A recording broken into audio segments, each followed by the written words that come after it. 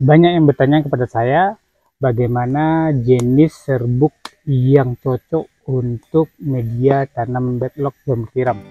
Apakah serbuknya berwarna merah atau serbuknya berwarna kuning, apakah serbuknya keras bergetah atau apapun itu.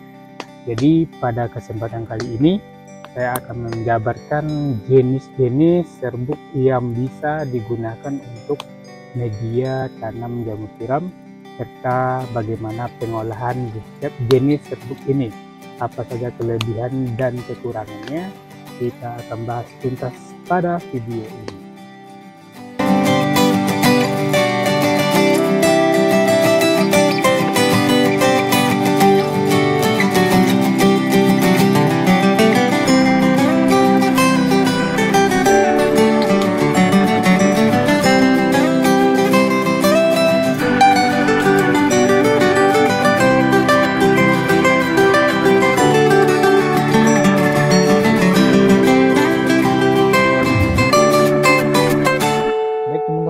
Kita akan bahas tuntas seputar media tanam backlog jamur tiram, yaitu serbuk gergaji atau serbuk kayu.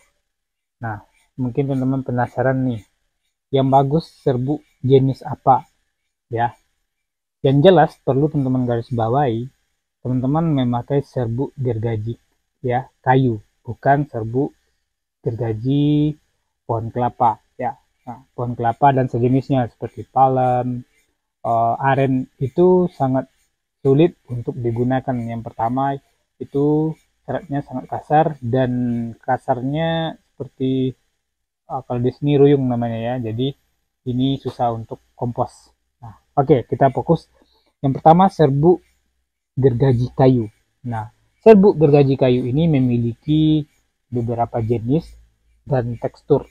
Oke, teman-teman mungkin pernah melihat ada yang media backlognya yang merah seperti ini, ada yang media backlognya yang kuning seperti ini. Nah, dari kedua media ini sudah membedakan jenis kayunya ya. Biasanya yang merah seperti ini adalah jenis serbuk kayu yang serat kasar, dan yang ini jenis serbuk kayu yang seratnya lunak seperti karet ataupun sangon. Nah, ini biasanya ini kayu liar ya, atau yang bergetah. Nah, ini getah nih ya.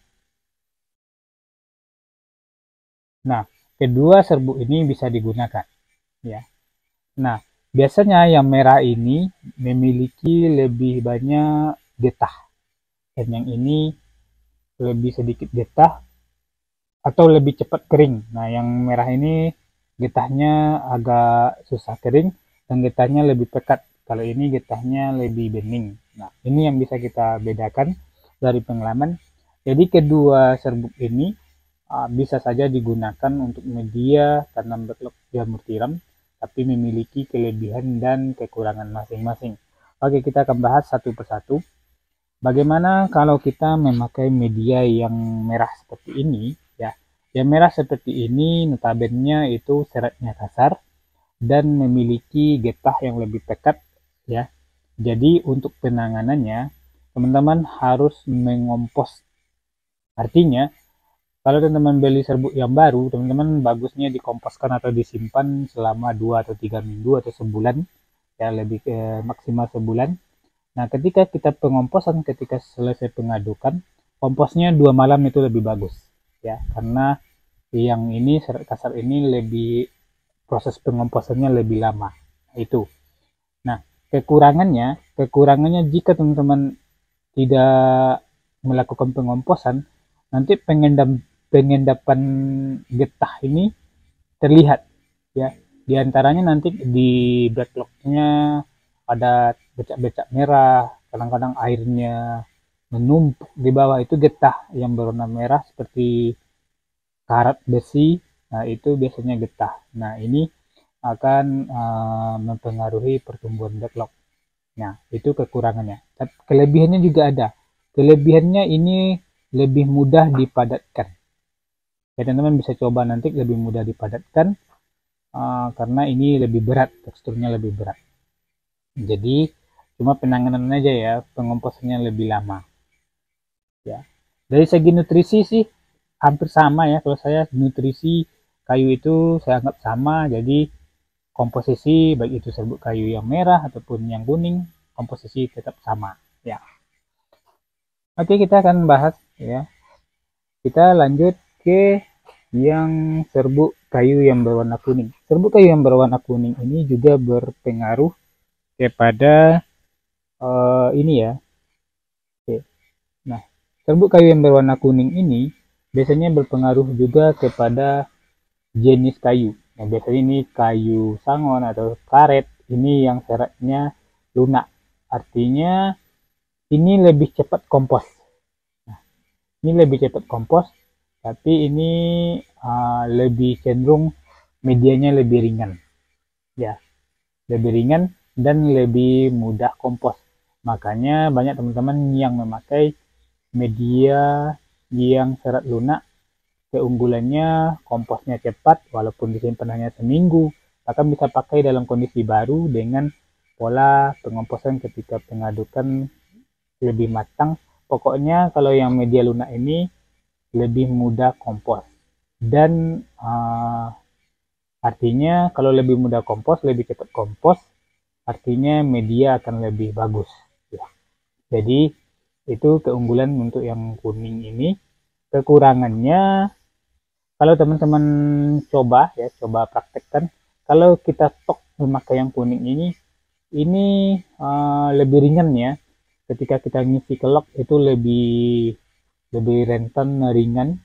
Jadi teman-teman lebih ekstra untuk pemadatannya, apalagi kalau kita ngisi backlog secara manual, kita bisa merasakan kalau yang serat lunak yang kuning ini medianya lebih ringan ya. Itu kekurangannya, dan teman-teman lebih ekstra lagi untuk mengisi log ya. Kalau dari segi nutrisi hampir sama ya, lebih dari segi nutrisi hampir sama dengan yang merah tadi. Cuman mungkin kalau dari pengalaman prosesnya aja yang beda ya.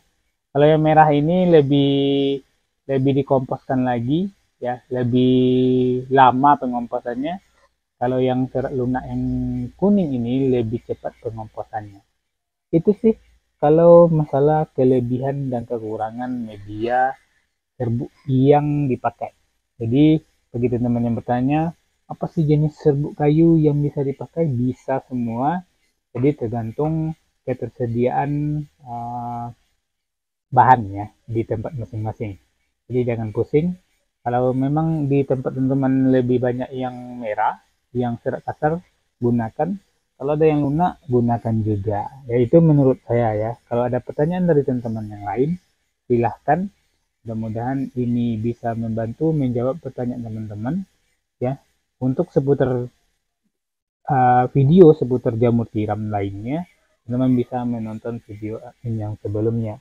Terima kasih atas perhatiannya, sukses selalu dan jangan lupa subscribe. Assalamualaikum warahmatullahi wabarakatuh.